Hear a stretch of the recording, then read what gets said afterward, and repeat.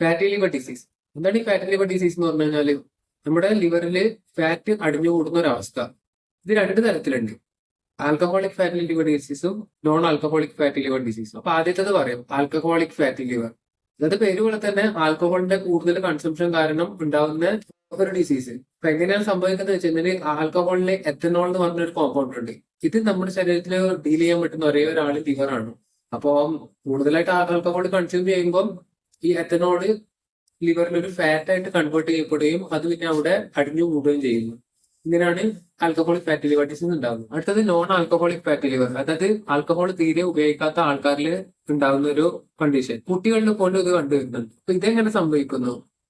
Main കാരണം അമിതമായിട്ടുള്ള carbohydrate കൺസംഷനും ഷുഗറും പിന്നെ ഷുഗറിന്റെ സംബന്ധിച്ചിട്ടുള്ള സ്വീറ്റ്സ്, ചോക്ലേറ്റ്സ്, ഷുഗറി ബെവറേജസ് ഇതൊക്കെ അമിതമായിട്ട് കഴിക്കുന്നതാണ് കാരണം.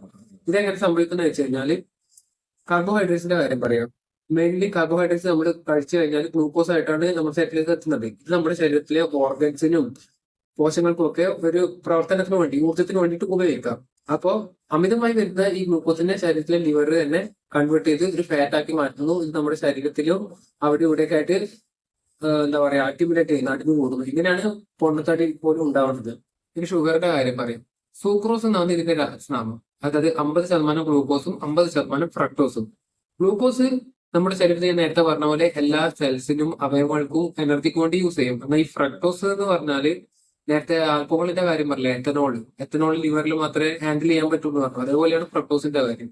അപ്പോൾ ഈ ഫ്രക്ടോസിനെയും ലിവർ ഫാറ്റ് ആയിട്ട് കൺവേർട്ട് ചെയ്യുന്നു, ലിവറിൽ അക്യുമുലേറ്റഡ് ആവും. ഇപ്പൊ മനസ്സിലാക്കിയിട്ടുണ്ടാവും എന്തുകൊണ്ടാണ് കുട്ടികളുടെ പോലും ഫാറ്റി ലിവർ ഡിസീസ് വരുന്നത്. കാരണം ഈ അമിതമായിട്ട് ചോക്ലേറ്റ്സും ഷുഗറി ബെവറേജസും സ്വീറ്റ്സ് ഒക്കെ തീറ്റിക്കണത് കൊണ്ടാണ്.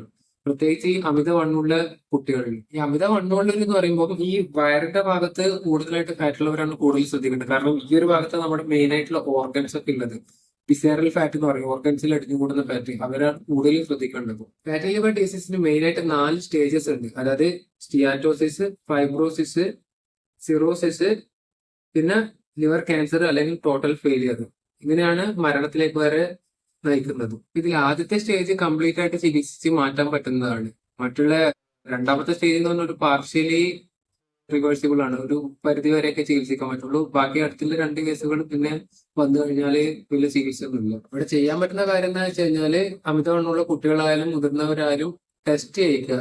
എന്തെങ്കിലും ഉണ്ടെങ്കിൽ തന്നെ കുറച്ച് ലൈഫ് സ്റ്റൈൽ ചേഞ്ചസ് നടത്തേണ്ടി വരും. അതായത് അമിതമായിട്ടുള്ള കാർബോഹൈഡ്രേറ്റ്സ് കൺസംഷനും പിന്നെ ഷുഗർ കൺസംഷനും ആൽക്കഹോൾ കൺസംഷനും ഒക്കെ ഒരു പരിധി വരെ ഉപേക്ഷിക്കാൻ പറ്റുമെങ്കിൽ അതാണ് നല്ലത്.